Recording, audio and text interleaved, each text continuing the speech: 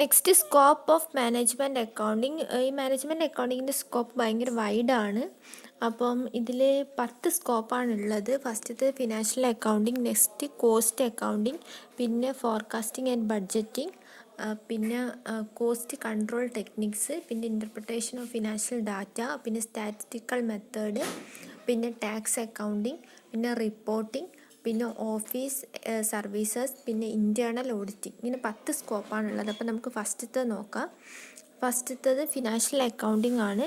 Financial accounting എന്ന് വെച്ചാൽ നമ്മൾ ബിസിനസ് ട്രാൻസാക്ഷൻസ് നമ്മൾ ഫിനാൻഷ്യൽ ക്യാരക്ടറുള്ള ബിസിനസ് ട്രാൻസാക്ഷൻസ് ആണ് നമ്മൾ അക്കൗണ്ട്സ് ബുക്കിൽ റെക്കോർഡ് ചെയ്യുന്നത്. അതുപയോഗിച്ച് നമ്മൾ ഫിനാൻഷ്യൽ സ്റ്റേറ്റ്മെൻറ്റ് ഉണ്ടാക്കുന്നുണ്ട്. അപ്പം ഇതെന്ത് ചെയ്യുന്നുണ്ടെന്ന് വെച്ചാൽ ഇത് മാനേജ്മെൻറ്റിന് ആവശ്യമായിട്ടുള്ള ഹിസ്റ്റോറിക്കൽ ഡാറ്റ ഈ ഫിനാൻഷ്യൽ അക്കൗണ്ടിങ് സപ്ലൈ ചെയ്യുന്നുണ്ട്. അങ്ങനെ അതാണ് ഫസ്റ്റ് ഫിനാൻഷ്യൽ അക്കൗണ്ടിൻ്റെ സ്കോപ്പായിട്ട് വരുന്നത്. രണ്ടാമത്തെ കോസ്റ്റ് അക്കൗണ്ടിങ്. കോസ്റ്റ് അക്കൗണ്ടിങ് എന്ന് വെച്ചാൽ അക്കൗണ്ടിങ്ങിൻ്റെ ഒരു ബ്രാഞ്ചാണ്.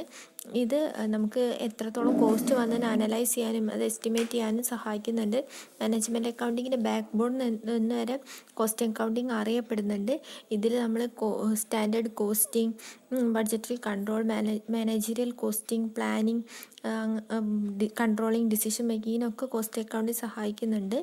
കോസ്റ്റ് അക്കൗണ്ടിങ് ഷോർട്ടായിട്ട് പറയുകയാണെങ്കിൽ cost accounting provide cost related data to management cost related ആയിട്ടുള്ള ഡാറ്റ പ്രൊവൈഡ് ചെയ്യുന്നത് കോസ്റ്റ് അക്കൗണ്ടിങ് ആണ്. Next forecasting and budgeting. Forecasting എന്ന് വെച്ചാൽ നമുക്ക് പ്രോപ്പബിൾ ആയിട്ടുള്ളൊരു എസ്റ്റിമേറ്റ് ഉണ്ടാക്കാൻ വേണ്ടി ഫോർകാസ്റ്റിംഗ് സഹായിക്കുന്നുണ്ട്. അങ്ങനെ പറഞ്ഞാൽ എന്താ, നമ്മൾ ജസ്റ്റ് ഉണ്ടാവുന്ന ഇവൻറ്റ്സിനെ കുറിച്ച് നമ്മൾ ഫോർകാസ്റ്റ് ചെയ്യുക, അതായത് ഭാവിയിൽ അത് നടക്കും, ഇത് ഇങ്ങനെയായിരിക്കും നടക്കുക, നമ്മൾ എന്താക്കുക പ്രെഡിക്റ്റ് ചെയ്യുക. അതിനാണ് നമ്മൾ എന്ത് പറയുക, ഫോർകാസ്റ്റിംഗ് എന്ന് പറയുക. ബഡ്ജറ്റിംഗ് എന്ന് വെച്ചാൽ prepares a number of plans for future project by setting definite goals. അതായത് നമ്മൾ നേരത്തെ പറഞ്ഞ ഭാവിയിൽ എന്തെല്ലാം ഇവൻറ്റ്സ് ആണ് നടക്കുക, നമ്മൾ പ്രെഡിക്റ്റ് ചെയ്യുന്നതിനാണ് നമ്മൾ ഫോർകാസ്റ്റിംഗ് എന്ന് പറയുക. അപ്പോൾ ആ നടക്കുന്ന നമ്മൾ ഉദ്ദേശിക്കുന്ന ആ ഗോൾ ഉണ്ടല്ലോ, നമ്മൾ ഫ്യൂച്ചർ പ്രൊജക്റ്റ് പ്ലാന്, ഫ്യൂച്ചർ പ്രൊജക്റ്റുകൾ ഉണ്ടാവില്ല, അതിന് വേണ്ടിയിട്ട് ആവശ്യമുള്ള കാര്യങ്ങൾ പ്ലാൻസ് നമ്മൾ പ്രിപ്പയർ ചെയ്ത് സെറ്റ് ചെയ്യുന്നതിനാണ് നമ്മൾ ബഡ്ജറ്റിംഗ് എന്ന് പറയുന്നത്. അപ്പം forecasting helps to prepare budget. അതായത് നമുക്ക് ഫോർകാസ്റ്റ് ഉണ്ടെങ്കിൽ ഭാവിയിൽ നമുക്ക് എന്താണ് നമ്മളെ ലക്ഷ്യം, എന്താണ് നമ്മൾ ഫോർകാസ്റ്റ് ഉണ്ടെങ്കിൽ അതിന് വേണ്ടിയിട്ടുള്ള നമ്മൾ ബഡ്ജറ്റ് നമ്മൾ ചെയ്യുള്ളൂ അല്ലേ. Budget helps to exercise budgetary control and technique on future project. Future പ്രൊജക്റ്റിന് ആവശ്യമായിട്ടുള്ള ബഡ്ജറ്ററി കൺട്രോൾസ് പ്രിപ്പയർ ചെയ്യാൻ വേണ്ടിയിട്ട് ബഡ്ജറ്റിംഗ് നമ്മളെ സഹായിക്കുന്നുണ്ട്. അപ്പോൾ ബഡ്ജറ്റിംഗ് എന്ന് വെച്ചാൽ നമുക്ക് ഭാവിയിൽ നമുക്ക് ഒരുപാട് ഗോൾസ് ഉണ്ടാകും. അപ്പോൾ ആ ഗോൾസിന് വേണ്ടിയിട്ട് എന്തെല്ലാം പ്ലാൻസ് ആണ് നമ്മൾ വേണ്ടതെന്ന് വെച്ചാൽ ആ പ്ലാൻസ് നമ്മൾ പ്രിപ്പയർ ചെയ്ത് വെക്കുന്നതിനാണ് നമ്മൾ എന്ത് പറയുക, ബഡ്ജറ്റിംഗ് എന്ന് പറയുക. ഭാവിയിലേക്കുള്ള പ്ലാൻസ് നമ്മൾ പ്രിപ്പയർ ചെയ്ത് വെക്കുന്നതിനാണ് നമ്മൾ എന്ത് പറയുക, ബഡ്ജറ്റിംഗ് എന്ന് പറയുക. പിന്നെ കോസ്റ്റ് കൺട്രോൾ ടെക്നിക്സ് എന്ന് വെച്ചാൽ നമ്മളെ ആക്ച്വൽ കോസ്റ്റ് കൺട്രോൾ ചെയ്യാൻ വേണ്ടിയിട്ട് എന്തെല്ലാം ടെക്നിക്സാണ് നമ്മൾ യൂസ് ചെയ്യുന്നതെന്നാണ് പറഞ്ഞത്. Budgetary control, standard costing, inventory control, അങ്ങനെ കുറേ ടെക്നിക്സ് നമ്മൾ ഈ പർപ്പസിന് വേണ്ടി യൂസ് ചെയ്യുന്നുണ്ട്. നമ്മൾ എന്താ ചെയ്യുന്നതെന്ന് വെച്ചാൽ നമ്മളെ ആക്ച്വൽ കോസ്റ്റ് നമ്മൾ ബഡ്ജറ്റഡ് കോസ്റ്റുമായിട്ട് നമ്മൾ എന്താക്കും, കമ്പയർ ചെയ്യാണ് വരിക. എന്നിട്ട് എന്തെല്ലാം വേരിയൻസസ് ആണ്, എന്തെല്ലാം ഡിഫറൻസസ് ആണ് ഉള്ളതെന്ന് നോക്കും. അതായത് നമ്മളൊരു കുറച്ച് കോസ്റ്റ് എന്താക്കും, ബഡ്ജറ്റ് ചെയ്ത് വെക്കും. അതായത് നമ്മൾ ഇപ്പോൾ എക്സാമ്പിളായിട്ട് പറയുകയാണെങ്കിൽ നമ്മൾ വിചാരിക്കും അടുത്ത വർഷം നമുക്ക് ഈ പ്രൊഡക്റ്റ് പ്രൊഡ്യൂസ് ചെയ്യാൻ വേണ്ടിയിട്ട് മാക്സിമം ഒരു 1 lakh വരും എന്ന് നമ്മൾ ഓൾറെഡി ബഡ്ജറ്റ് ചെയ്ത് വെക്കുക. എന്നിട്ട് അതിന് വേണ്ടിയിട്ട് ആ പ്രൊഡക്റ്റ് ഉണ്ടാക്കാൻ വേണ്ടിയിട്ടുള്ള 1 lakh നമ്മൾ ഓൾറെഡി എന്താക്കും, എടുത്ത് വെക്കും. അങ്ങനെ എടുത്ത് വെച്ച് കഴിഞ്ഞിട്ട് എടുത്ത് വെക്കും. പക്ഷെ നമുക്ക് ചിലപ്പം ആക്ച്വലായിട്ട് അടുത്ത വർഷം നമുക്ക് ചിലപ്പോൾ 1 lakh കൂടുതൽ കോസ്റ്റ് വരും, ചിലപ്പോൾ 1,50,000 വരും. അപ്പം നമ്മൾ ബഡ്ജറ്റ് ചെയ്ത് ഓൾറെഡി നമ്മൾ കാൽക്കുലേറ്റ് ചെയ്ത് വെച്ചാൽ അതുണ്ടല്ലോ, അതും ഇപ്പം നമുക്ക് ആക്ച്വലി വന്നതും നമ്മൾ കമ്പയർ ചെയ്യും. അപ്പോൾ എത്ര ഡിഫറൻസ് ഉണ്ട് നോക്കുക. അപ്പോൾ എന്താ 50,000 എക്സസ് ആണെങ്കിൽ ആ 50,000 കുറയ്ക്കാൻ വേണ്ടിയിട്ട് എങ്ങനെയാണ് ആ കോസ്റ്റ് കൂടിയത്, നമ്മൾ ഓൾറെഡി പ്ലാൻ ചെയ്ത് ബഡ്ജറ്റ് ചെയ്ത് വെച്ചതിനേക്കാളും കോസ്റ്റ് എങ്ങനെ കൂടുതൽ വന്നു, അപ്പോൾ അത് കുറയ്ക്കാൻ വേണ്ടിയിട്ട് നമ്മൾ എന്തൊക്കെ ചെയ്യണം, അങ്ങനത്തെ കാര്യങ്ങളെക്കുറിച്ച് നമ്മൾ പ്ലാൻ ചെയ്യും. ചിലപ്പോൾ നമ്മൾ ഓൾറെഡി പ്ലാൻ ചെയ്തതിനേക്കാളും കുറവ് കോസ്റ്റേക്ക് വരും. അപ്പോൾ കുറവ് കോസ്റ്റാണ് വന്നത്, അപ്പോൾ നമുക്ക് വീണ്ടും എന്താ ചെയ്യാൻ പറ്റും, ചിലപ്പോൾ സെയിം കോസ്റ്റ് ആയിരിക്കും വരും. അപ്പോൾ അങ്ങനത്തെ കാര്യങ്ങളാണ് നമ്മളിതിൽ പറയുന്നത്. പിന്നെ ഇൻ്റർപ്രിട്ടേഷൻ ഓഫ് ഫിനാൻഷ്യൽ ഡാറ്റയാണ് അടുത്തത്. ഇൻ്റർപ്രിട്ടേഷൻ ഓഫ് ഫിനാൻഷ്യൽ ഡാറ്റ എന്ന് വെച്ചാൽ നമ്മൾ ഫിനാൻഷ്യൽ സ്റ്റേറ്റ്മെൻറ്റ് അനാലിസിസ് ചെയ്യാനും ഇൻ്റർപ്രിറ്റ് ചെയ്യാനും നമ്മൾ ഒരുപാട് ടൂൾസും ടെക്നിക്ക് യൂസ് ചെയ്യുന്നുണ്ട്. ഇതിൽ തന്നെ യൂസ് ചെയ്യും. നമ്മളിപ്പോൾ ഈ ചാപ്റ്ററിൽ നെക്സ്റ്റ് ചാപ്റ്ററിൽ നമ്മൾ പഠിക്കാൻ പോകുന്നതാണ് comparative financial statement, common size statement, ratio analysis, fund flow statement, അങ്ങനെ ഒരുപാട് ടൂൾസ് നമ്മൾ യൂസ് ചെയ്യുന്നുണ്ട്. അത് ഓരോന്നും ചാപ്റ്റർ വൈസ് നമുക്ക് പഠിക്കാനുണ്ട്.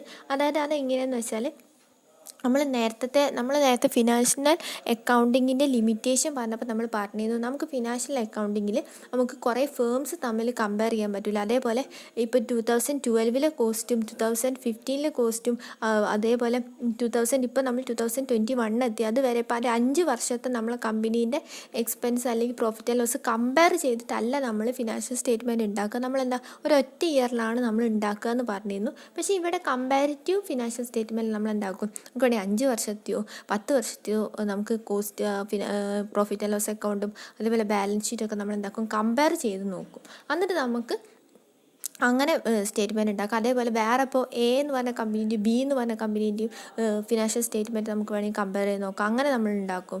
അങ്ങനെ നമുക്ക് കമ്പയറിങ് ചെയ്യാൻ വേണ്ടിയിട്ടും അപ്പം നമുക്ക് ഈ വർഷത്തിനേക്കാളും കോസ്റ്റ് ഈ വർഷം കൂടുതലാണോ, നമുക്ക് പ്രോഫിറ്റ് ഈ വർഷം കൂടുതലാണോ, അതോ കുറവാണോ, അസറ്റ് കൂടിയോ, ലാബിലിറ്റീസ് കൂടിയോ, അങ്ങനെ ഓരോ ഐറ്റവും വെച്ചിട്ട് നമുക്ക് എന്തൊക്കെ കമ്പയർ ചെയ്തിട്ട് നമ്മൾ സ്റ്റേറ്റ്മെൻറ്റ് ഉണ്ടാക്കും.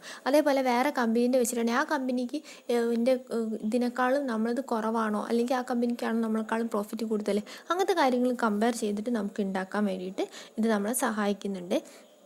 പിന്നെ ആറാമത്തത് സ്റ്റാറ്റിസ്റ്റിക്കൽ മെത്തേഡ്സ് ആണ്. സ്റ്റാറ്റിസ്റ്റിക്കൽ മെത്തേഡ്സ് നമ്മൾ മാനേജ്മെൻറ്റ് അക്കൗണ്ട്സിൽ യൂസ് ചെയ്യുന്നുണ്ട്. സ്റ്റാറ്റിസ്റ്റിക്കൽ മെത്തേഡ്സ് ആയിട്ടുള്ള ക്വാണ്ടിറ്റേറ്റീവ് ടെക്നിക്സ് ആയിട്ടുള്ള ലീനിയർ പ്രോഗ്രാമിംഗ്, ഗെയിം തിയറി, അങ്ങനത്തെ കാര്യങ്ങളൊക്കെ നമ്മൾ യൂസ് ചെയ്തിട്ടാണ് നമ്മൾ പ്ലാൻ ചെയ്യുന്നതും കോസ്റ്റ് കൺട്രോൾ ചെയ്യുന്നതും ഡിസിഷന് വേണ്ടിയിട്ട് സഹായിക്കുന്നതൊക്കെ.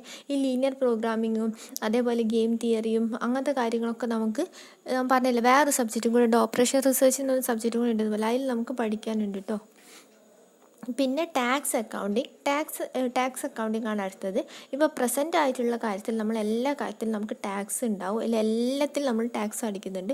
അപ്പോൾ ആ ടാക്സ് സിസ്റ്റം ടാക്സ് എങ്ങനെയാണ് പ്ലാൻ ചെയ്യുക, അതിന് വേണ്ടിയിട്ട് മാനേജ്മെൻറ്റ് അക്കൗണ്ടിങ് സഹായിക്കുന്നുണ്ട്.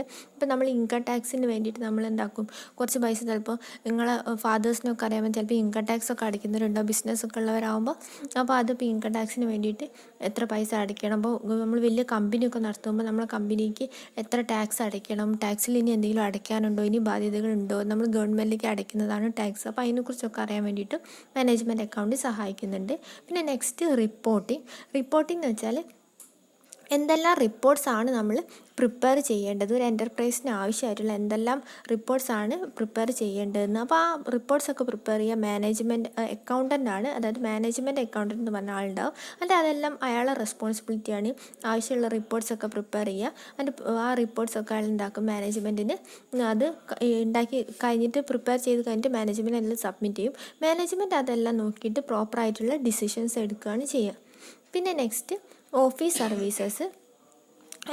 ഓഫീസിൽ ദിവസമുള്ള റുട്ടീനായിട്ടുള്ള സർവീസസ് കൺട്രോൾ ചെയ്യുന്നത് മാനേജ്മെൻറ്റ് അക്കൗണ്ടൻ്റാണ്. അയാളുടെ റെസ്പോൺസിബിലിറ്റിയാണ് നമ്മളെ ഓഫീസിലുള്ള റുട്ടീനായിട്ടുള്ള ഫങ്ഷൻസൊക്കെ കൺട്രോൾ ചെയ്യാനുള്ളത്. അതായത് data processing, filing, coping, duplicating, അങ്ങനത്തെ ഒരുപാട് മെയിൽ അയക്കുക, അങ്ങനത്തെ ഒരുപാട് കാര്യങ്ങളുണ്ടാവും റുട്ടീനായിട്ടുള്ള. അങ്ങനത്തെ കാര്യങ്ങളൊക്കെ കൺട്രോൾ ചെയ്യുക മാനേജ്മെൻറ്റ് അക്കൗണ്ടൻ്റാണ്. പിന്നെ ഇൻറ്റേർണൽ ഓഡിറ്റിംഗ് എന്ന് വെച്ചാൽ it is necessary to judge the performance of each department. അതായത് ഓരോ ഡിപ്പാർട്ട്മെൻറ്റിൻ്റെയും ഓരോ ഇൻഡിവിജ്വലിൻ്റെയും പെർഫോമൻസ് കമ്പയർ ചെയ്യുകയാണ് ഇൻറ്റേർണൽ ഓഡിറ്റ്. അത് കമ്പനീൻ്റെ ഉള്ളിൽ അല്ലെങ്കിൽ ബിസിനസ്സിൻ്റെ ഉള്ളിൽ തന്നെ നടത്തുന്ന ഓഡിറ്റാണ്. അപ്പോൾ അതിന് വേണ്ടിയിട്ടുള്ള ഡിഫറെൻ്റ് ആയിട്ടുള്ള റെസ്പോൺസിബിലിറ്റി ഓരോ ഇൻഡിവിജ്വലിന് ഫിക്സ് ചെയ്യുക, അങ്ങനത്തെ കാര്യങ്ങളൊക്കെ ചെയ്യുക ആരാണ്, മാനേജ്മെൻറ്റ് അക്കൗണ്ടൻ്റ് ആണ്. അപ്പോൾ ആക്ച്വലായിട്ട് ഓരോരുത്തർക്കും ഓരോ ഡ്യൂട്ടി അസൈൻ ചെയ്യും. അപ്പോൾ ഇത്ര സമയം ഇപ്പോൾ നമുക്കിപ്പോൾ കോളേജിലാണെങ്കിലും ഇപ്പോൾ എന്നോട് പറഞ്ഞത് ജൂലൈ ആകുമ്പോഴേക്കും അക്കൗണ്ടിങ്ങും ഓപ്പറേഷൻ റിസർച്ചും തീർക്കണം. മാക്സിമം ജൂലൈ അവസാനം അല്ലെങ്കിൽ ഓഗസ്റ്റ് ഫസ്റ്റ് വീക്ക് മാക്സിമം തീരും. അങ്ങനത്തെ ജൂലൈ അവസാനത്തോടുകൂടി തീർക്കാനാണ് പറഞ്ഞത്. നമുക്ക് ഓരോരുത്തർക്കും ഓരോ ഇത് അസൈൻ ചെയ്യും. അപ്പോൾ ആ സമയം ആകുമ്പോഴേക്കും അവരത് ചെയ്ത് തീർക്കുന്നുണ്ടോ, അപ്പോൾ ആ ഒരു സമയത്തിനുള്ളിൽ ചെയ്ത് തീർക്കുന്നുണ്ടോ, ശരിക്കും അവർ എത്ര ചെയ്തിട്ടുണ്ട്, അങ്ങനത്തെ കാര്യങ്ങളെ കുറിച്ചിട്ടൊക്കെ ഇൻറ്റേർണൽ ഓഡിറ്റ് നടത്തും. അതിന് വേണ്ടിയിട്ടും കമ്പനിയിൽ ആരാ നടത്തുക, മാനേജ്മെൻറ്റ് അക്കൗണ്ടൻ്റ് ആണ്. ഓരോ ഡിപ്പാർട്ട്മെൻറ്റും ഓരോ ഇൻഡിവിജ്വൽ വൈസും എല്ലാവരുടെ പെർഫോമൻസും മെഷർ ചെയ്യുകയൊക്കെ ചെയ്യുന്നത്. അപ്പോൾ ഇത്രയും 10 എണ്ണമാണ് ഇതിൻ്റെ സ്കോപ്പിൽ പ്രധാനമായിട്ട് മാനേജ്മെൻറ്റ് അക്കൗണ്ടിങ്ങിൻ്റെ പറയുന്നത് കേട്ടോ. നെക്സ്റ്റ് മാനേജ്മെൻറ്റ് അക്കൗണ്ടിങ്ങിൽ ഫിനാൻഷ്യൽ അക്കൗണ്ടിങ് നമ്മുടെ ഡിഫറൻസ് ആണ്. അപ്പോൾ 10 ഡിഫറൻസാണ് മെയിനായിട്ടുള്ളത്. അപ്പോൾ difference between management accounting financial accounting എന്ന് വെച്ചാൽ 10 പോയിൻറ്റ്സ് ആണുള്ളത്. അപ്പോൾ അതിന് മുൻപ് കുറച്ച് പേര് ഇങ്ങനെ പാരഗ്രാഫ് പോലെ എഴുതിയിട്ടുണ്ട്. അത് നിങ്ങൾ അങ്ങനെ അതന്നെ എഴുതണമെന്നില്ല. നിങ്ങൾ എന്താക്കിയാൽ മതി എന്ന് വെച്ചാൽ ഇതിലുള്ള ഏതെങ്കിലും 2-3-4 ഡിഫറൻസ് ഉണ്ടല്ലോ, അല്ലെങ്കിൽ മാനേജ്മെൻറ്റ് അക്കൗണ്ടിങ് എന്താണ്, ഫിനാൻഷ്യൽ അക്കൗണ്ടിങ് എന്താണെന്ന് വെറുതെ ജസ്റ്റ് ഒരു ഇൻട്രൊഡക്ഷൻ പോലെ ഒരു പാരഗ്രാഫിൽ ഇങ്ങനെ വെറുതെ മാനേജ്മെൻറ്റ് അക്കൗണ്ടിങ് എന്താണ്, ഫിനാൻഷ്യൽ അക്കൗണ്ടിങ് എന്താണെന്ന് എഴുതുക. അതിൻ്റെ എന്താ ഡിഫറൻസ് ആർന്ന് പറഞ്ഞിട്ട് ഈ ഡിഫറൻസ് മൊത്തം എഴുതിയാൽ മതി. അപ്പോൾ നമ്മൾ കുറേ എഴുതിയ പോലെ തോന്നും. അപ്പോൾ അങ്ങനെ എഴുതിയാൽ മതി കേട്ടോ. ഡിഫറൻസ് ബിറ്റ്വീൻ ഏതിൻ്റെ ചോദിക്കുകയാണെങ്കിൽ, എന്തിൻ്റെ ഡിഫറൻസ് ബിറ്റ്വീൻ ചോദിക്കുകയാണെങ്കിൽ അപ്പം അത് എന്താണ്, ഇപ്പോൾ ഫിനാൻഷ്യൽ അക്കൗണ്ടിങ് എന്താണ്, മാനേജ്മെൻറ്റ് അക്കൗണ്ടിങ് എന്താണെന്ന് വെറുതെ ഒരു പാരഗ്രാഫിൽ എഴുതി വെക്കുക. നിങ്ങൾക്ക് ഓൾറെഡി അറിയുന്ന കാര്യമാണല്ലോ. അത് കഴിഞ്ഞിട്ട് പിന്നെ എന്താക്കുക, ഡിഫറൻസ് ബിറ്റ്വീൻ ഇങ്ങോട്ട് എഴുതി പോവുക. അപ്പോൾ ഫസ്റ്റത്തെ നോക്കാം, അതിൻ്റെ പർപ്പസ് എന്താ. ഫസ്റ്റ് ഫിനാൻഷ്യൽ അക്കൗണ്ടിങ്ങിൻ്റെ പർപ്പസ് എന്താണെന്ന് വെച്ചാൽ പ്രോഫിറ്റ് ഓർ ലോസ് അക്കൗണ്ട് അല്ലെങ്കിൽ ഫിനാൻഷ്യൽ പൊസിഷനോ അസർട്ടൺ ചെയ്യുക. അതായത് പ്രോഫിറ്റ് ആൻഡ് ലോസ് അക്കൗണ്ട് ഉണ്ടാക്കുക, ട്രേഡിംഗ് അക്കൗണ്ട് ഉണ്ടാക്കുക, ബാലൻസ് ഷീറ്റ് അക്കൗണ്ട് ഉണ്ടാക്കുക. അതിൻ്റെ കമ്പനീൻ്റെ ഇപ്പോഴത്തെ പൊസിഷൻ എന്താണെന്ന് അനലൈസ് ചെയ്തിട്ട് അത് ഓണേഴ്സിനും ക്രെഡിറ്റേഴ്സിനും ഗവൺമെൻറ്റിനും ഒക്കെ ഉണ്ടാക്കുക, ഇൻഫർമേഷൻ കൊടുക്കുക. അതാണ് ഫിനാൻഷ്യൽ അക്കൗണ്ടിങ്ങിൻ്റെ പർപ്പസ്. മാനേജ്മെൻറ്റ് അക്കൗണ്ടിങ്ങിൻ്റെ പർപ്പസ് എന്താണെന്ന് വെച്ചാൽ മാനേജ്മെൻറ്റിന് ഡിസിഷൻ എടുക്കാൻ ആവശ്യമായിട്ടുള്ള ഇൻഫർമേഷൻസ് പ്രൊവൈഡ് ചെയ്യാനാണ് മാനേജ്മെൻറ്റ് അക്കൗണ്ടിങ്. പിന്നെ അതിന് രണ്ടാമത്തെ ഡിഫറൻസ് ആണ് ഫിനാൻഷ്യൽ അക്കൗണ്ടിങ്. നമ്മൾ ഹിസ്റ്റോറിക്കൽ ഡാറ്റയാണ് നമ്മൾ റെക്കോർഡ് ചെയ്യുക, അതായത് പാസ്റ്റ് റിലേറ്റഡിങ് ആണ്. മാനേജ്മെൻറ്റ് അക്കൗണ്ടിങ്ങിൽ നമ്മൾ ഫ്യൂച്ചർ പ്ലാൻസും ഓപ്പറേഷൻസും ആണ്. നമ്മൾ ഫ്യൂച്ചറിൽ എന്തൊക്കെ ചെയ്യണം, അതിന് വേണ്ടിയിട്ട് നമ്മൾ ബഡ്ജറ്റഡ് കോസ്റ്റ് ചെയ്യും, അങ്ങനത്തെ കാര്യങ്ങളൊക്കെയാണ് മാനേജ്മെൻറ്റ് അക്കൗണ്ടിങ്ങിൽ. പിന്നെ ഫിനാൻഷ്യൽ അക്കൗണ്ടിങ് കമ്പൽസറിയാണ്. ഒരു കമ്പനീനെ സംബന്ധിച്ചോളം അല്ലെങ്കിൽ ബിസിനസ്സിനെ സംബന്ധിച്ചോളം ഫിനാൻഷ്യൽ അക്കൗണ്ടിങ് കമ്പൽസറിയാണ്. മാനേജ്മെൻറ്റ് അക്കൗണ്ടിങ് ഓപ്ഷണലാണ്. പിന്നെ നാലാമത്തെ എന്താണെന്ന് വെച്ചാൽ ഫിനാൻഷ്യൽ അക്കൗണ്ടിങ് കുറച്ചും കൂടെ അക്യുറസി ആയിരിക്കും. അതിൽ അക്യുറേറ്റ് ആവണം, അതിലാണ് ഫിനാൻഷ്യൽ അക്കൗണ്ടിങ് കൂടുതൽ ഫോക്കസ് ചെയ്യുന്നത്. പക്ഷേ മാനേജ്മെൻറ്റ് അക്കൗണ്ടിങ് എന്താണെന്ന് വെച്ചാൽ പെട്ടെന്ന് പ്രോംപ്റ്റായിട്ട് വേഗം റിപ്പോർട്ട് കിട്ടണം, അത് മാനേജ്മെൻറ്റിന് കൈമാറണം. ആ ഒരു കാര്യത്തിൽ ക്വിക്കിൽ വേണ്ടിയിട്ടാണ് മാനേജ്മെൻറ്റ് അക്കൗണ്ടിങ് കോൺസെൻട്രേറ്റ് ചെയ്യുന്നത്. പിന്നെ അഞ്ചാമത്തെ ഡിഫറൻസ്, ഇതിൽ മെയിനായിട്ട് ഫിനാൻഷ്യൽ അക്കൗണ്ടിങ് നമ്മൾ പഠിച്ചിട്ടുണ്ട്. എൻ്റെ അക്കൗണ്ടിങ് പ്രിൻസിപ്പിൾസും അക്കൗണ്ടിങ് കൺവെൻഷൻസും റൂൾസും അങ്ങനത്തെ കാര്യങ്ങളൊക്കെ യൂസ് ചെയ്യുന്നുണ്ട്. പക്ഷേ മാനേജ്മെൻറ്റ് അക്കൗണ്ടിങ്ങിൽ അങ്ങനെ റിജിഡായിട്ടുള്ള പ്രിൻസിപ്പിൾസ് ഒന്നുമില്ല. പക്ഷേ കുറച്ച് ഇൻറ്റേർണൽ റിക്വയർമെൻറ്റ്സ് ഉണ്ട്. പിന്നെ ആറാമത്തെ എന്താണെന്ന് വെച്ചാൽ ഈ ഫിനാൻഷ്യൽ അക്കൗണ്ട് ഒരു പെർട്ടിക്കുലർ പീരീഡിലേക്കാണ് ഉണ്ടാക്കുന്നത്. നമ്മൾ പറഞ്ഞിട്ടുണ്ട് ഏപ്രിൽ 1 മുതൽ മാർച്ച് 31 വരെ ആ ഒരു പീരീഡ് ഗ്യാപ്പിലെ ഇൻഫർമേഷൻസ് വെച്ചിട്ടാണ് നമ്മൾ എന്തുണ്ടാക്കുന്നത്, ഫിനാൻഷ്യൽ അക്കൗണ്ടിങ് ഉണ്ടാക്കുന്നത്. പക്ഷേ മാനേജ്മെൻറ്റ് അക്കൗണ്ടിങ്ങിന് അങ്ങനെ പെർട്ടിക്കുലർ ടൈം പീരീഡ് ഒന്നുമില്ല. പിന്നെ ഫിനാൻഷ്യൽ അക്കൗണ്ടിങ്ങിൻ്റെ സ്കോപ്പ് ലിമിറ്റഡ് ആണ്, മാനേജ്മെൻറ്റ് അക്കൗണ്ടിങ്ങിന് വൈഡാണ്. പിന്നെ ഫിനാൻഷ്യൽ അക്കൗണ്ടിങ്ങിന് മെയിനായിട്ട് എക്സ്റ്റേണൽ പാർട്ടീസാണ് ഈ ഇൻഫർമേഷൻ യൂസ് ചെയ്യുക. ഈ മാനേജ്മെൻറ്റ് അക്കൗണ്ടിങ്ങിൽ ഈ ഇൻഫർമേഷൻസ് അതായത് ഇൻറ്റേർണൽ പാർട്ടീസാണ് യൂസ് ചെയ്യുന്നത്. മാനേജ്മെൻറ്റിൻ്റെ ഡിസിഷൻ എടുക്കാൻ വേണ്ടിയിട്ടാണ് ഈ ഇൻഫർമേഷൻസ് മെയിനായിട്ട് അവർ യൂസ് ചെയ്യുക. പിന്നെ 9ാമത്തെ പറയുന്നത് ഫിനാൻഷ്യൽ അക്കൗണ്ടിങ്ങിൽ ഓഡിറ്റ് മോർ ഓർ ലെസ് കമ്പൽസറിയാണ്. പക്ഷേ മാനേജ്മെൻറ്റ് അക്കൗണ്ടിങ്ങിൽ ഓഡിറ്റ് ആവശ്യമല്ല.